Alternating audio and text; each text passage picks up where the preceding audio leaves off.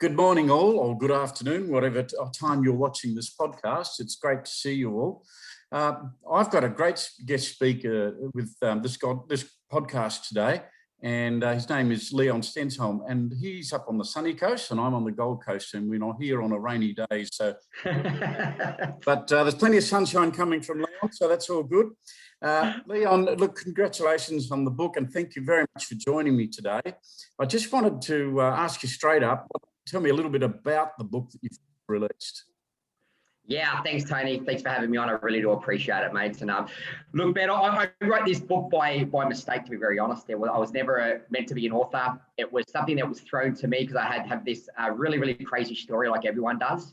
And I started talking to the story, and then the story started inspiring people. So I decided, okay, I'll put it in a book. And then somehow I just contacted the most local editor I could find. We sat down, we started writing. She gave me ideas, and I just took the reins on it. And all of a sudden, before you know it, a book was written in pretty much 2 months. And it was on the back end of losing a brother to suicide.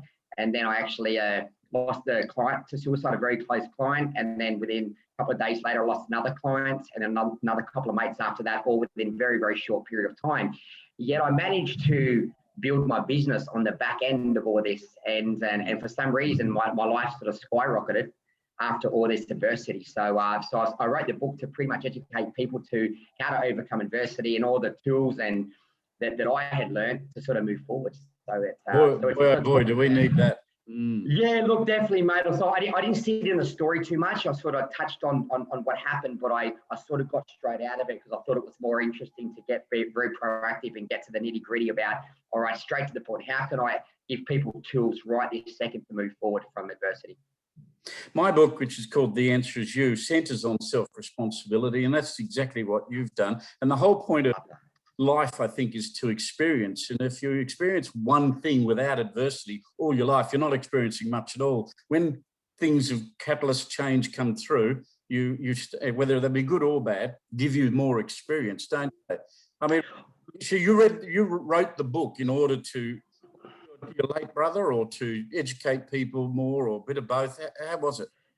Yeah, I think when I first wrote it, it was more just the idea was thrown there. And as I started writing, I'm just finding myself that the stuff that came out of my heart, to be very honest, I'm a very organic person and very authentic and very genuine. I like to feel.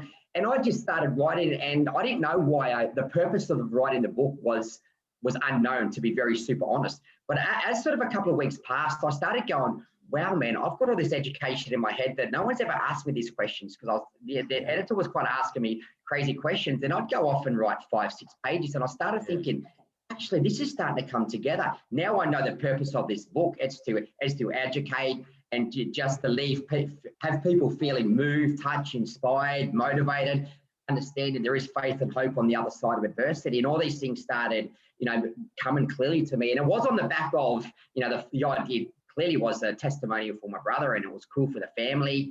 And it turned into a massive therapy session for myself, which was very odd. And and the grieving period moving forward for me was super fast.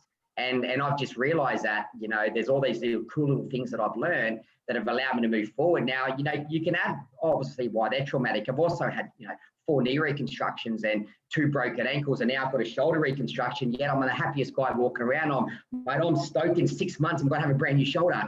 While most people will be like, oh my God, this, and I've pretty much tore the bicep off the bone. I've done it as bad as you can, but I'm going, man, this is exciting. In 6 months' time, I'll be able to do X, Y, Z. So I want people to try to have that energy and attitude, the way that I look at things, basically perspective, changing the focus, concentrating on things you can control, not what you can't control. So they're just simple things that I want to educate people. Very, very simple things, as you know, but it's about executing the basics. I like to tell people, you know what I mean? Like, life's simple, but it's been very, very simple, and simplifying life and executing the basics. If you can do that well consistently over time, you know what? You've got to be in a pretty good place moving forward. But it's easier said than done, because they're words, but actions are a lot more important, as you know.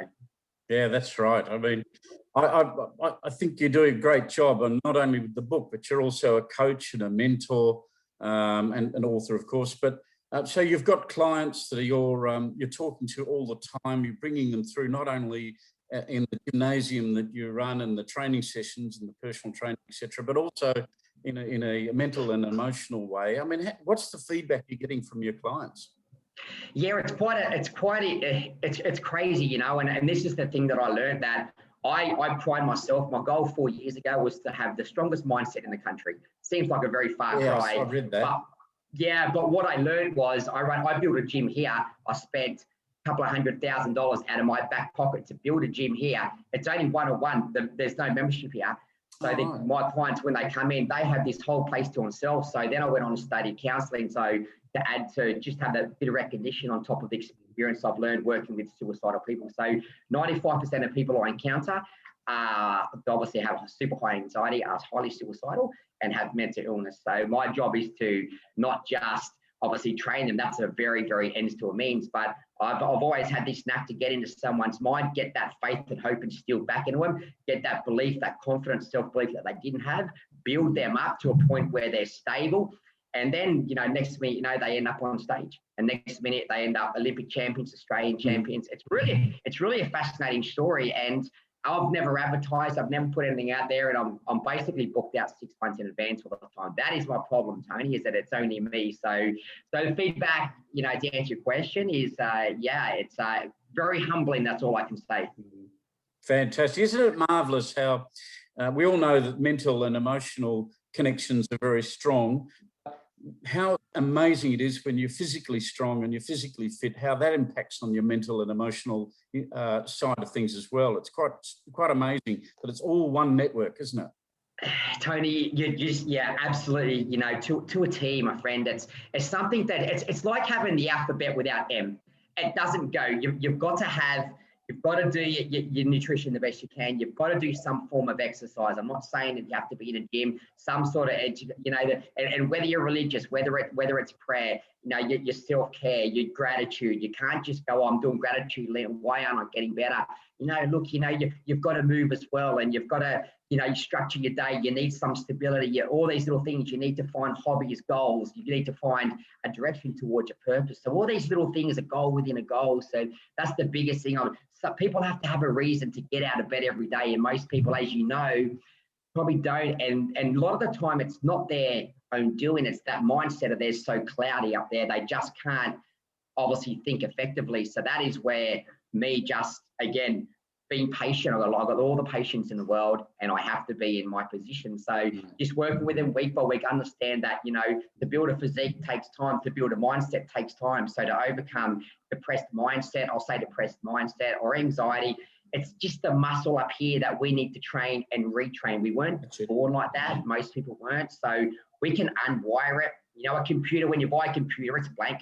Whatever information goes in there, it's stored there. Unfortunately, our brain's the same thing. So what we need to do, we can delete.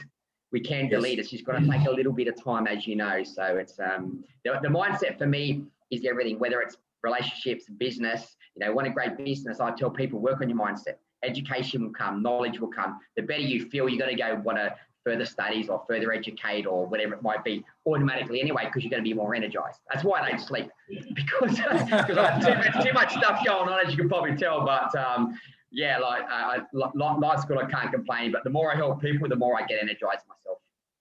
That's exactly right. I find if you're in a good position physically, mentally, and emotionally, then you're in a really fabulous position to be able to give to other people. And you're an example of that. And that's when life becomes really, really, really self-fulfilling. And it's not about yourself. When you can give to others, that's when you get rewarded.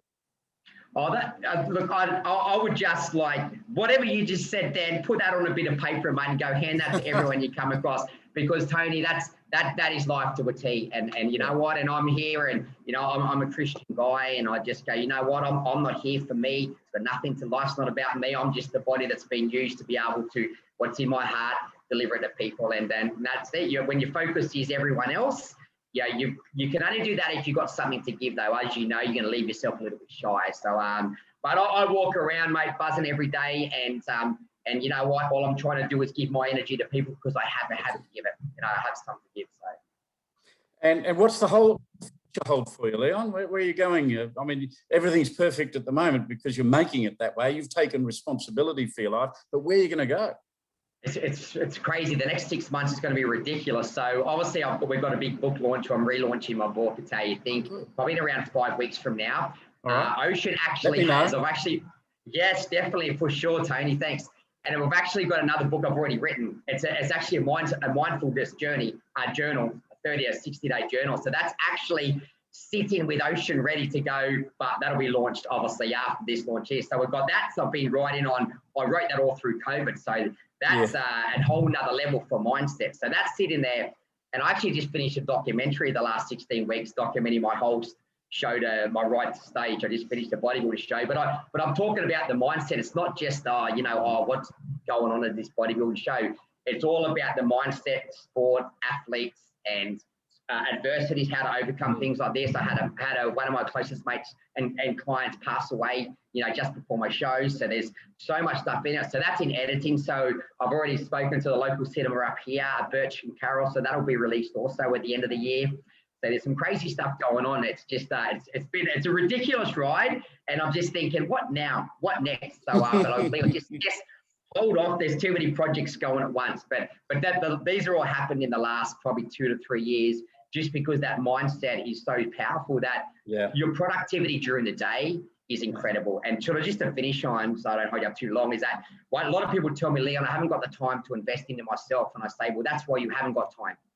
I said, if you step back and spend another 20 minutes, even 10, 5 minutes, bit of solitaire time to yourself, write a bit of gratitude, just think of the amazing things. Just sit within yourself, play nice music, whatever it is to keep you calm, doing that day in, day out. You will create more time during the day because you're feeling way better. Your head's going to be less cloudy. So your productivity, you'll be done by lunchtime. You go, I've got all this time on my hands. So that's what I've learned, man, is you got to sometimes invest into yourself time-wise to get it back.